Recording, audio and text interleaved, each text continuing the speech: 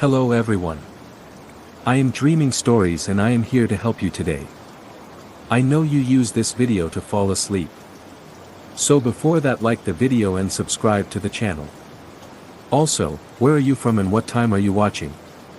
Now get comfortable and relax. The first time I heard it, I was halfway between asleep and awake, that odd liminal place where the mind drifts in shallow pools of thought. My eyes flicked open, adjusting to the faint orange glow of the street lamp filtering through the blinds. The air was still, except for the distant hum of a vending machine down the hall. My phone lay on the nightstand beside me, screen dark. I rolled over and grabbed it, thumb swiping to check notifications. Nothing. No messages, no missed calls, no app alerts. Just the bland, empty lock screen. I frowned. Maybe it was just my imagination, a phantom sound brought on by exhaustion. But the ping had been so distinct, crisp, unmistakable. Eventually, I convinced myself it must have been some other phone in the hall, muffled through the thin walls. I set it down, closed my eyes again. Ping. I sat up this time, pulse quickening. The sound had come from right beside me, the exact spot where my phone rested. I snatched it up instantly. Still no notifications. The screen was blank except for the time, 2:17 a.m. I checked every app. Messenger, Instagram, even my calendar. Nothing. No sign of any alert. It was unsettling, but finals week was making everyone twitchy. I was surviving on caffeine, instant noodles, and 2 hours of sleep at a time. Strange things happen to your brain under those conditions.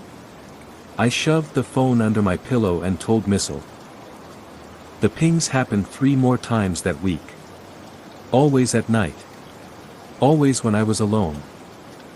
By Friday, my nerves were frayed enough that I brought it up to my roommate, Evan, while we split a frozen pizza in the common room.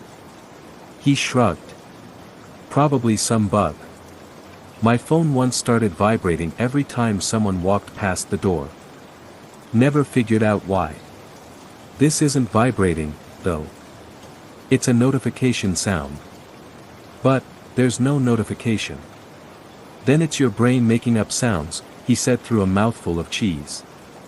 You've been up late all week, right? Sleep deprivation messes with your hearing.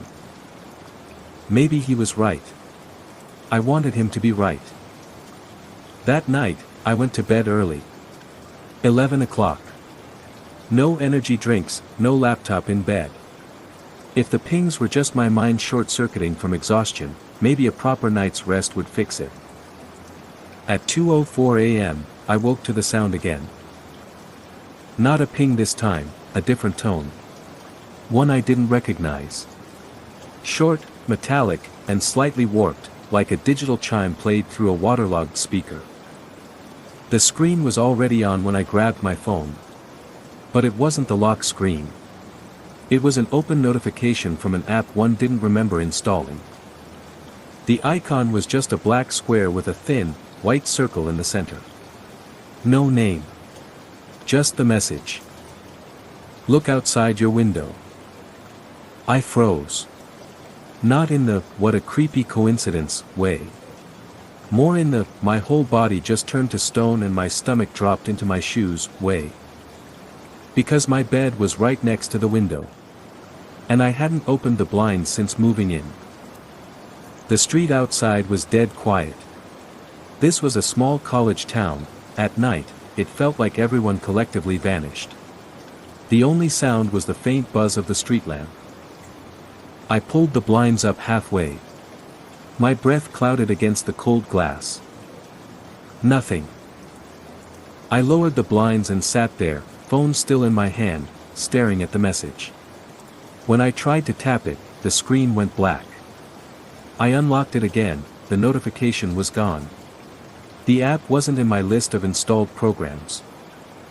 The next night, I told myself I wasn't going to check. If it happened again, I'd ignore it. But at 1:52 a.m., the same warped chime sounded. I picked up my phone without hesitation. The same icon. The same black square with a white ring. This time, the message read, "Closer." My scalp prickled. I didn't even touch the blinds this time. I just stared at the slats, at the faint light seeping through, half expecting to see the shadow of a face. I couldn't explain it, but I knew there was something out there. I opened the camera app and snapped a picture through the blinds without looking. When I checked the photo, it was just darkness, the glare of the street lamp bleeding across the frame. But way in the corner, barely visible unless I zoomed in, there was a smear of something pale. Could have been a reflection. Could have been nothing. But it didn't feel like nothing. By Monday, the pings had become a nightly ritual.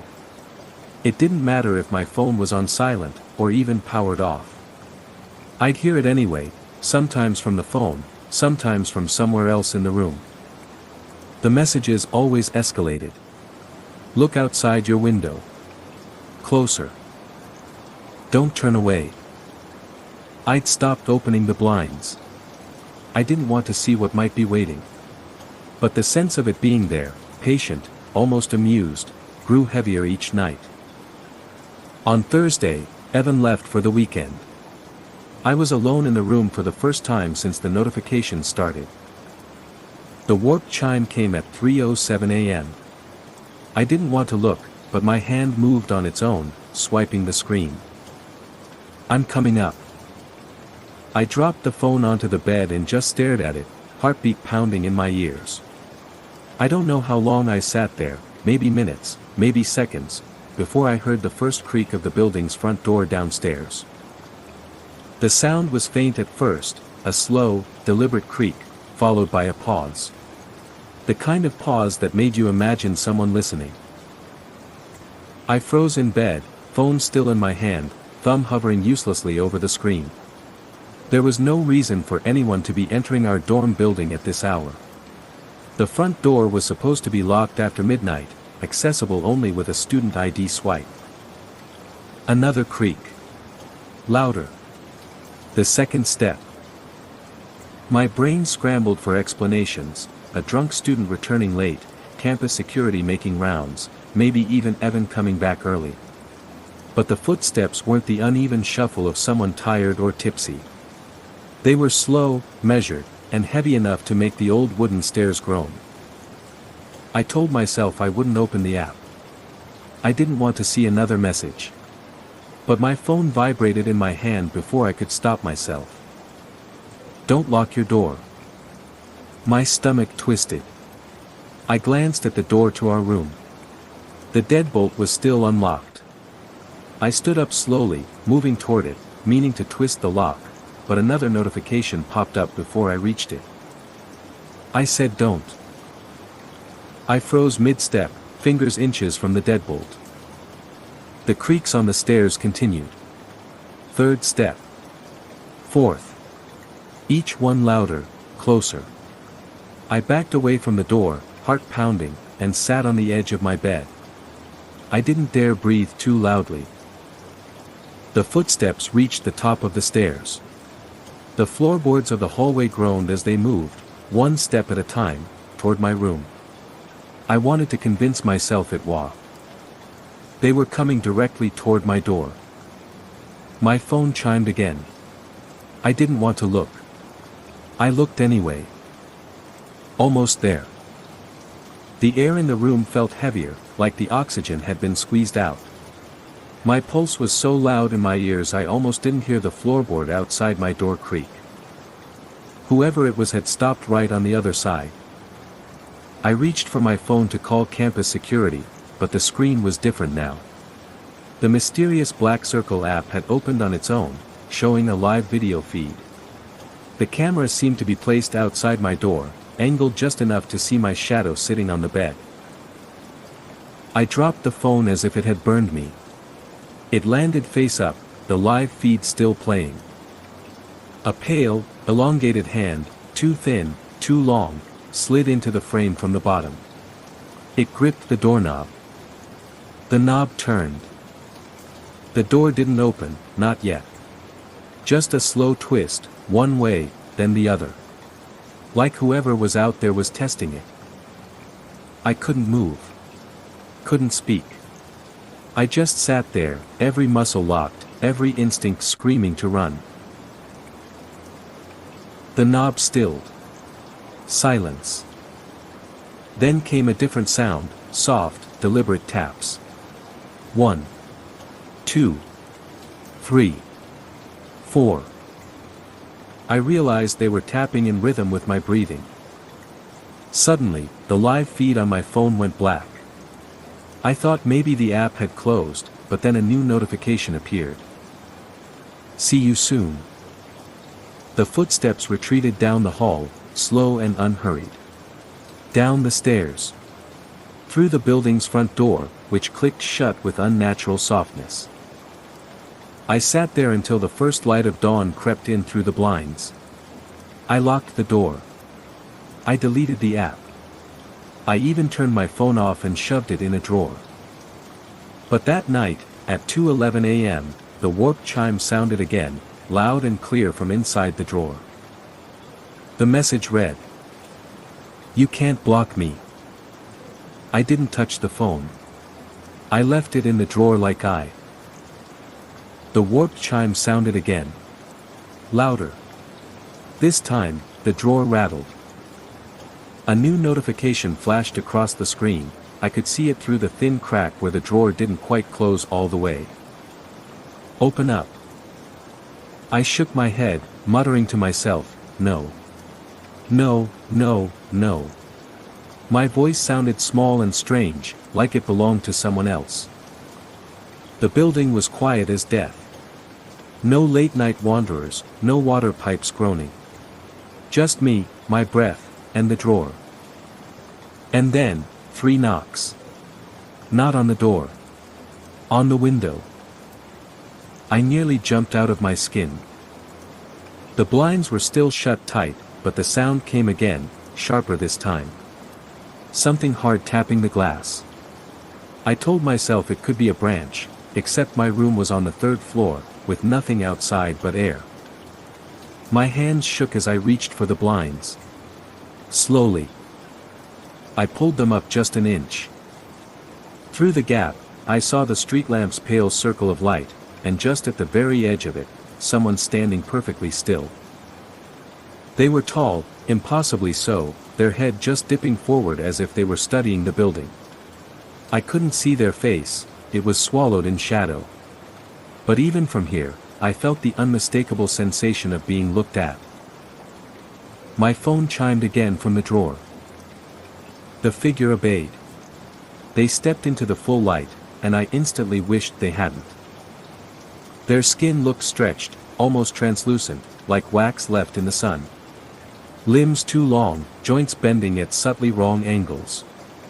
The head tilted too far to one side, as if the neck couldn't support it properly. They stopped halfway between the street and my building. Still staring up. Still motionless. Another chime. Almost there. I dropped the blinds like they were burning my fingers. I stumbled back, tripping over the edge of my blanket. The knocking started again. Harder. This time from the hallway side. 2 knocks on the door. A pause. 3 more. Same rhythm as my heartbeat. The phone chimed again from inside the drawer. Let me in. I backed into the farthest corner of the room. The door's deadbolt was still engaged, but suddenly it didn't feel like much of a barrier. I could hear the breathing now, slow, deliberate, and far too loud for someone just standing outside the door. I don't know what made me do it. Maybe instinct. Maybe some desperate, irrational hope that if I didn't see the message, it wouldn't be real. But I yanked open the drawer and grabbed the phone. The Black Circle app was open again. No text this time, just the live feed. The camera wasn't in the hallway anymore. It was inside the room. I saw myself on the screen, hunched in the corner, phone clutched in both hands. And behind me, Right by the window, the figure stood inside. I spun around so fast I nearly dropped the phone. The window was still shut. No one there. But when I looked back at the phone's live feed, the figure had taken a step closer to me. Another warped chime. A new message appeared over the video. Don't turn around again. The feed showed the figure taking another step forward, head tilted, arms slowly rising. My real-life ears picked up the faint squeak of floorboards under their feet, floorboards right next to me. I felt the air change. Colder. Heavier. Something brushed the back of my neck, feather-light but ice-cold. My phone vibrated in my hands. One final message filled the screen. I'm in your room. I didn't move. Couldn't. The air behind me shifted, like something large had leaned closer. Every muscle in my back drew tight, bracing for a touch that never came. The phone's live feed showed the figure now standing directly over me, its head bending at a grotesque angle so it could look down. The face was still hidden, shadow swallowing every feature, but the outline of its mouth was wrong, too wide, curling upward in a way that suggested it had never learned how to smile. I thought about bolting for the door, but the live feed shifted before I could even twitch. It now showed the view from outside the door, as if the camera had moved without me noticing. In the grainy frame, I saw myself, still crouched in the corner, but the figure was gone. Except, I could still feel it. The warped chime came again. A new message: if you leave, I follow. That broke me. I shot up, phone in one hand, yen. I bolted for the stairs. The steps groaned under my weight, echoing in the stillness. I kept glancing over my shoulder, half expecting the figure to be gliding silently behind me. When I reached the bottom, the glass front door loomed ahead. I could see the parking lot beyond, empty and dark. I slammed my palm against the crash bar, and it didn't budge. The door was locked. Not just locked, the keypad above the handle was gone. The same door I'd used every day was now just a solid slab of glass and metal with no way out. My phone vibrated in my hand. I almost didn't want to look, but I did. You can't go. Panic clawed at my throat. I spun around, scanning for another exit, and froze. At the far end of the hallway, by the base of the stairs, the figure stood. Closer now. Its head was still tilted, and though its face was a blur, I knew it was watching me. I backed up until I hit the glass door. The figure didn't move. For a moment, I thought maybe it was just going to stand there. Maybe it only wanted to scare me. Then, one slow step forward. Another. Its limbs moved wrong, arms swinging too high, knees bending too far. Every joint seemed on the verge of dislocating. I turned and pounded on the glass with my fist, screaming for help. My voice sounded small and hollow in the empty lot outside. Another chime. Stop that. I spun around. The figure was halfway down the hall now. No sound from its movements, no footsteps, no floorboard groans. It just seemed to erase the space between us. I sprinted past it, taking the side hall toward the laundry room.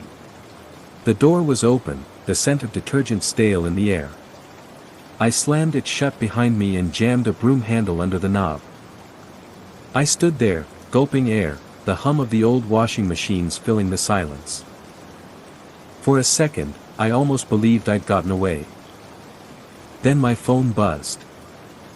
It wasn't the warped chime this time, it was the standard tone for airdrop requests. The sender's name was just a black circle. I didn't accept it. Didn't decline it. Just stared as the preview of the file popped up on my screen.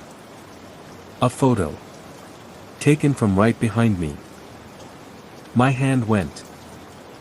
And in the far corner of that photo, a shadow. A tall, wrong-shaped silhouette standing just behind the row of washers. I whipped my head around. Empty. No shadow. No figure. Just the smell of bleach and the faint tick of cooling metal from an idle dryer. The airdrop request was still on my phone, pulsing like it was waiting impatiently. I didn't want to accept it. But part of me thought, maybe it's proof. Proof that I'm not losing my mind. My thumb hovered. Then, against all reason, I tapped accept. The photo saved to my gallery. Immediately, another airdrop request appeared. This one had no preview. Just the sender's black circle icon and the file name, look. I declined. The hum of the washers grew louder. Not mechanically louder, but closer, as if something was bringing the sound toward me. The air felt thicker, warmer, carrying the faint smell of damp earth beneath the detergent. Then I heard it. Tap. Tap. Tap. Not from the hall. I scanned the room, every muscle screaming to run. The taps came again, this time directly behind the row of washers, the same spot where the shadow had been in the photo. The phone vibrated. A new notification, not airdrop this time. The Black Circle app. Behind you. I didn't turn around. Couldn't. My knees locked and my breath caught in my throat. The tapping stopped. In its place came a sound that was somehow worse, breathing. Slow. Wet. Right at my ear. Another warped chime. Closer. The laundry room light flickered, buzzing angrily, and in that split second of darkness I felt it move. Not walking, more like a single smooth lurch forward, eating up the space between us. The broom handle rattled violently in the door, as if someone outside was shaking it, trying to get in. Then my phone vibrated again. New message. It's already in. The door banged once, hard enough to make the thin walls shudder. Then silence.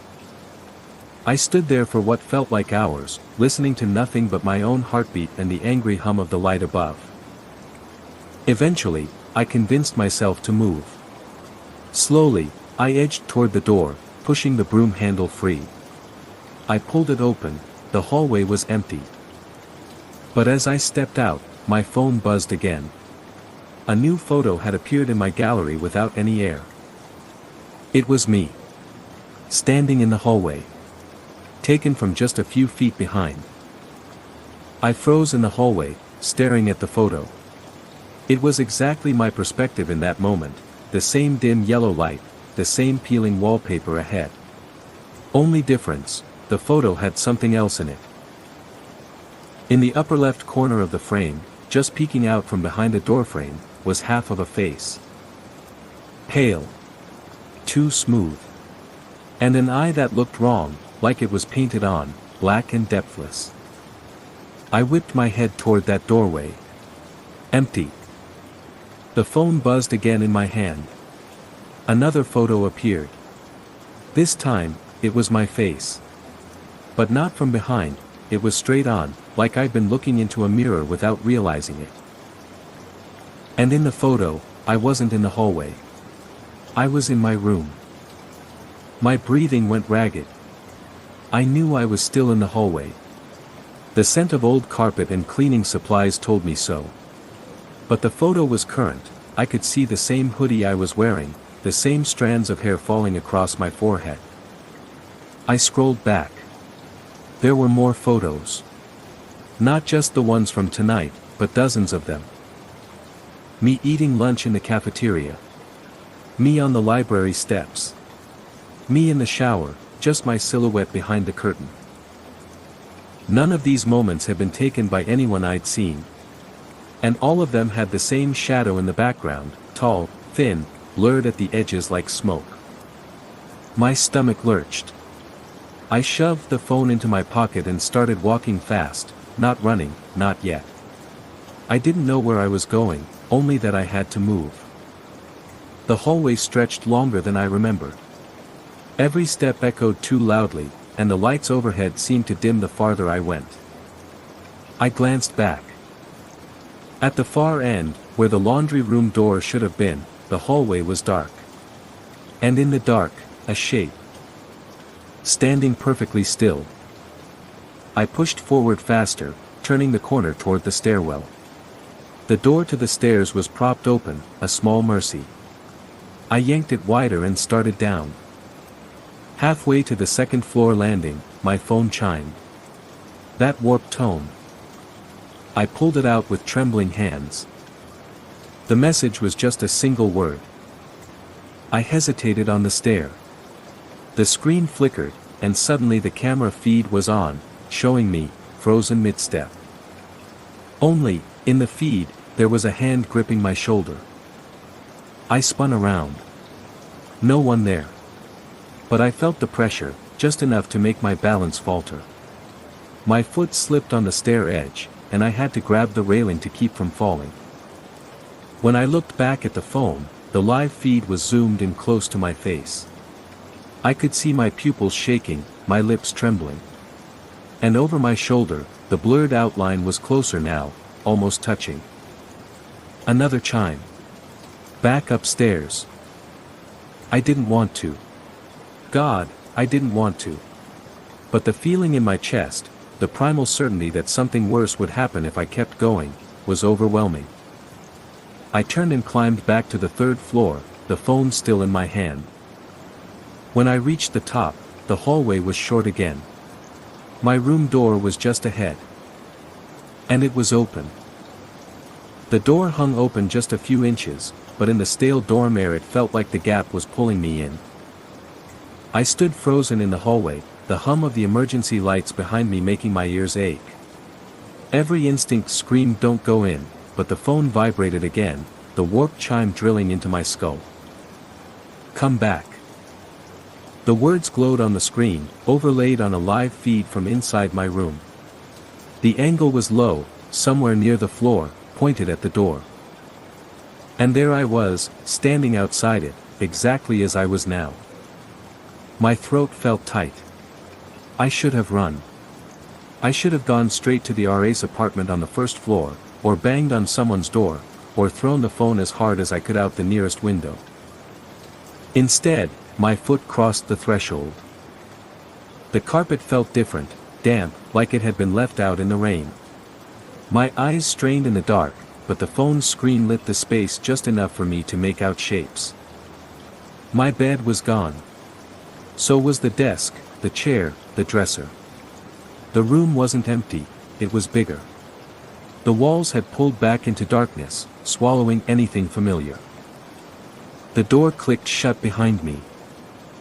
I spun, but there was no doorknob anymore, just a smooth expanse of wall where it should have been. The phone chimed. Closer. The live feed was still running, but now the camera angle had changed. It was behind me again, showing my silhouette in the dim glow of the screen. And far out in the darkness ahead, two pinpricks of light. Eyes. They didn't blink. Didn't move. But the feed on my phone showed them closer than they looked to my own eyes. The next chime came with another message, not far now. My fingers ached from gripping the phone so hard. The air smelled wrong, not mold, not rot, but something metallic, sharp, almost electric. I took a step back, but the feed showed me stepping forward instead. Another chime. Don't fight it. The pinprick eyes shifted, not by moving closer, but by widening. The glow spread until it formed a thin ring, like the icon of the Black Circle app. And from that ring, something stepped through. Long limbs. Crooked joints. A head tilted too far to the side, mouth stretched wide in that impossible curl. In the phone's feed, it was only an arm's length away from me. In reality, I couldn't tell, the darkness made distance meaningless. But I felt something cold brush my knee. The warped chime again. Look at me. Every muscle in my body screamed not to, but my head turned on its own. The face, if you could call it that, was a smooth oval of pale flesh, featureless except for those deep black eyes and the faint suggestion of a mouth that moved. Not opening, not closing, just stretching wider. The phone buzzed one last time in my hand. The message filled the screen, too large for me to ignore. "Now you stay." The words on the screen didn't fade this time. They pulsed, slow, steady, in rhythm with my heart. My feet rooted to the floor. I tried to step back, but it felt like I was ankle-deep in invisible mud, every movement met with a heavy, sucking resistance. The figure tilted its head farther, until the angle seemed like it should snap its neck. The mouth stretched, opening just enough for me to hear it. A faint hiss. No, not a hiss. A word. "Stay." The walls, or whatever passed for walls now, began to close in. They weren't solid anymore. They rippled like fabric in a slow wind, the darkness folding toward me. My phone screen flickered, and the live feed changed. No more over-the-shoulder perspective. Now I was looking through the figure's eyes. From this angle, I saw myself, small, trapped, trembling, clutching the phone like it was the only thing tethering me to the world I knew. The warped chime rang out again. Ours now. I stumbled backward, but the floor moved with me, stretching, bending, the carpet fibers curling upward like grasping fingers. I dropped the phone, and it didn't fall, it sank, disappearing beneath the floor as if swallowed. The glow from the screen vanished, and the darkness became complete. In it, the figure's voice came again, not from in front of me, but from everywhere. "You looked. You came back. Now you stay." Something cold wrapped around my wrist. Thin, bony fingers with far too many joints. Another hand found my shoulder. Another my ankle. I thrashed, trying to wrench free, but the grip tightened until it felt like my bones might crack.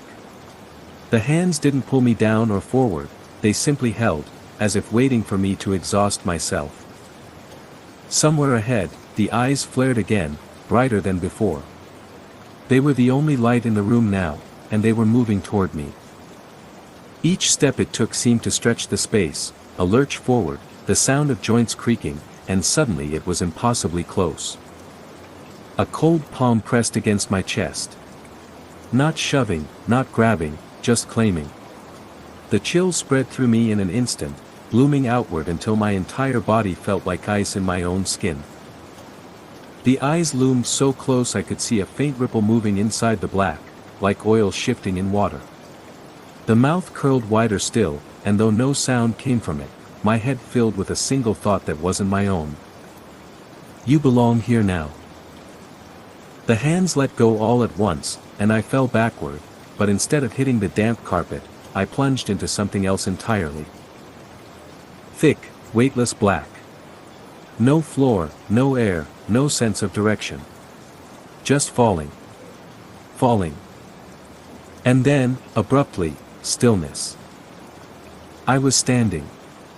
The darkness around me was absolute, but my phone was back in my hand, glowing faintly. One new notification sat on the lock screen. The black circle icon. Welcome. I stared at the word until my eyes burned. There was no swipe to unlock anymore, just the single notification pulsing like a heartbeat, the black circle widening and narrowing with each throb. I didn't tap it. I didn't move at all. But the phone opened anyway. The app wasn't showing a live feed this time. It was a gallery. Hundreds of thumbnails filled the screen, each one a photo of me. Some I recognized, moments from earlier in the week, earlier in the semester. But many were from before I ever came to this dorm. Me as a kid, walking home from school. Me asleep in my old bedroom back at my parents' house. Me standing in the grocery store, looking at cereal boxes. And in every single one, the figure was somewhere in the frame. Sometimes barely visible, a smudge in the background, a warped reflection in a window. Other times close enough that I could see the glisten of its black, depthless eyes. I scrolled without meaning to. The photos shifted on their own, growing larger, until one filled the entire screen. It was me, right now, standing in this black nothing. And over my shoulder, the figure low. The warped chime rang out, though I hadn't seen the notification pop up. The voice came not from the phone but from behind me. "You live here now." I spun, phone light slicing into the dark. Nothing there. When I turned back, the screen showed an entirely different image, my dorm room, as it used to be. Bed, desk, blinds, everything in place. The camera angle was from the inside, pointed at the door. Text overlaid the photo, "Go on." I reached out, not with my hand, but with something deeper. The blackness around me thinned like mist. I took one step forward and felt carpet beneath my shoes again. Another step, and the stale air of the dorm filled my lungs. I was standing in my room. Or, a version of my room. Everything looked the same at first glance, but the colors were wrong, too muted, as if all the life had been drained out of them. The air was heavy, and there was no sound at all. Not even the hum of the street lamp outside. The phone buzzed. "Sit down." Against every instinct, I obeyed. I sat on the bed, phone clutched tight, eyes darting to the door. It was open. The hallway beyond was dark. Something moved in that darkness, tall, narrow, gliding instead of walking. It didn't come into the room, not yet. Just stood in the threshold, head tilted. The phone vibrated again. The figure stepped into the room. Its joints popped as it bent down to my eye level. That wrong mouth curved upward. The phone's screen went black. My reflection stared back at me in the glass, but behind it, in the same space as my reflection's shoulder, was the figure's. And just before the screen went dark completely, I saw the last message. "Someone else will hear the ping soon." I didn't sleep. Couldn't. I sat on the bed in that muted, drained version of my room, staring at the black phone screen like it might flicker back to life and offer me an escape. The figure stayed in the corner. Not moving, not breathing, just there, its outline shimmering faintly like heat waves on asphalt. I could feel its attention, heavy and constant, pressing against my skin. Hours passed, or maybe minutes. Time didn't feel the same here. At some point, my eyelids began to sink, my body begging for rest. That's when the phone lit up again. Not with a chime. Not with the warped tone. Just a faint, familiar ping. The screen showed a chat bubble. Not from me, from someone else. It was a text conversation. The contact name was simply unknown. The most recent message read, "Hey. I keep hearing weird pings at night. Is that happening to you too?" The figure shifted for the first time in hours, its head twitching toward the phone. The mouth stretched wider, and the eyes seemed to deepen, pulling in more of the dim light around us. The phone buzzed again. Another message appeared in the thread. "Wait. I just got a notification from an app one don't remember installing." I felt the cold weight of realization drop into my stomach. This wasn't random. It wasn't a glitch. It was spreading. The figure stepped closer, placing one long-fingered hand on my shoulder. Its grip wasn't hard, but it was unyielding, a reminder that I was anchored here now. The phone screen changed to a live feed. Not of my room. A small dorm, different furniture, different posters on the wall. And in the bed, a boy slept soundly, his phone glowing faintly on the nightstand. Text overlaid the video, "Look outside your window." In the live feed, the boy stirred, half waking. He reached for his phone. Somewhere beyond the screen, in that other room, a blind's cord rattled. The figure's hand tightened slightly on my shoulder. The phone vibrated once more. "Welcome, new one." And just before the feed cut to black, I heard it again, far away but clear. That warped, waterlogged chime. The sound of the next door opening,